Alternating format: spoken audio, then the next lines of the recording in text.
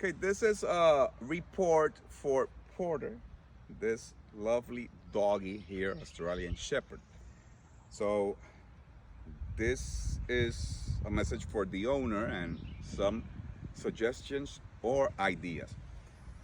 In this case, the owner of this lovely dog has not one, has two Australian Shepherds. And one of those Australian Shepherd, she had the luck. It was like winning the lottery. That is a very humble, very obedient dog. He's a pleaser, so that's good. And that's Leo. He's not here. These two dogs were trained here with us at Casper's Camp Hope in Gainesville, Florida. We are behavior specialists here in Florida, and we work with all these cases. In this case, Porter is the one that's the troublemaker at home from those two siblings. They are not real siblings. They're just were put together. Housemates. Housemates is the word. So what's happening here? This dog is perfectly normal. so this is what the dog is. This dog is a working dog, also Leo, and he can be stubborn sometimes. He tries to get his way on things, and Mama is there multitasking, doing cameras with Mateo, the baby, handling the baby at the same time. So if you hear a baby giggling or crying, that's Mateo. Mateo has a temper. So this is what's normal for these dogs.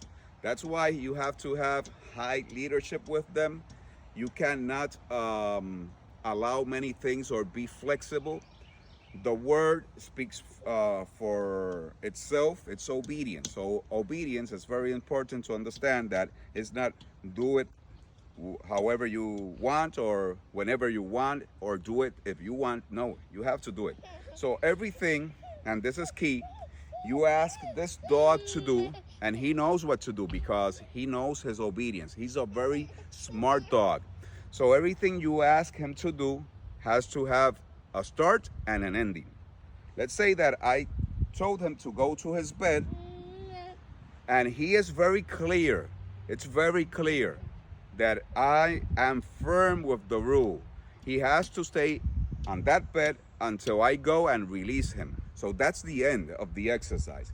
So the obedience command had a start when I told him bed and has an ending when I go and release him. And everything works the same way in obedience. If you tell the dog to sit, the dog cannot just pop up and stand up because you have to release the dog from the sit, and that's the rule. And we have to be very clear with the rule, but not only very clear, we have to be very consistent with the rules. So we have to be truthful with what we tell the dog to do, mean what you say, and say what you mean. And with this dog, it's much more complicated because this is a smart, very smart dog. He was bred to work on the field with herding animals and being autonomous is the word, autonomous. Autonomous. Yeah, autonomous, working and doing tasks by himself, performing labor, and at home he's a pet. He might get bored.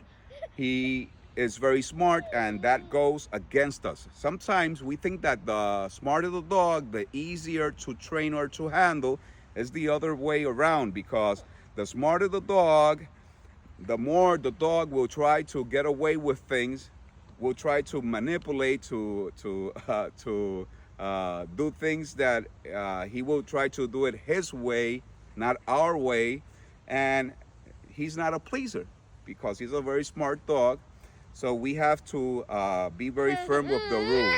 It's not like a dog that is not that smart, but it's a pleaser, wants to please, and just does what you ask him to do. Let's go with some useful tips. This guy, you need to invest time on him. So train with him this next week when he returns home.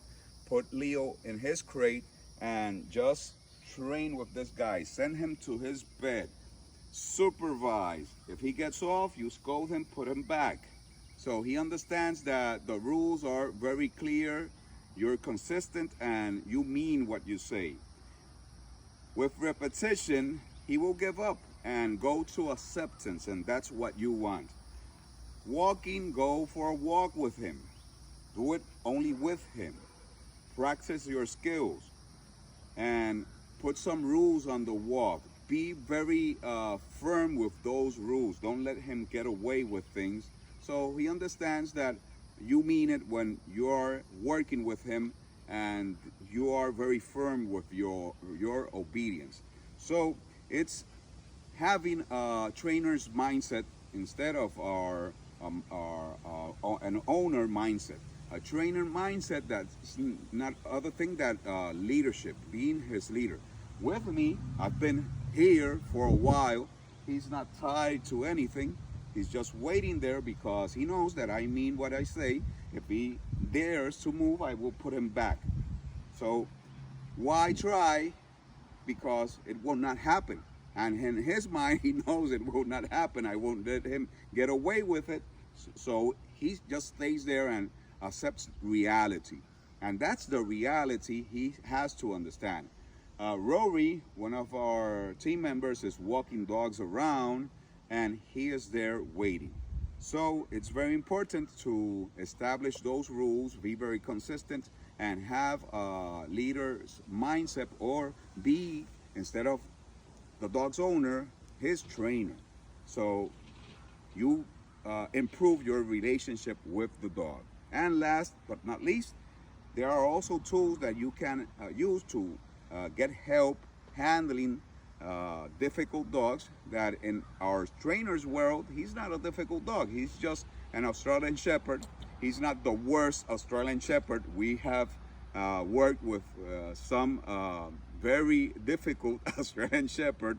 It's just that in your case, you have a normal Australian Shepherd and have the blessing of having Leo, that he is a very calm, submissive, obedient, and pleasing Australian Shepherd. So sometimes we think that we have a bad situation, but in your case, you don't have a bad situation for that bad for having two Australian Shepherds, because you won the lottery with Leo. This guy is just an Australian Shepherd. So you have to be a leader for him, and it will work out, okay? One of the problems was pulling the leash. This is a loose leash. He's just walking very politely. Come on. Good boy.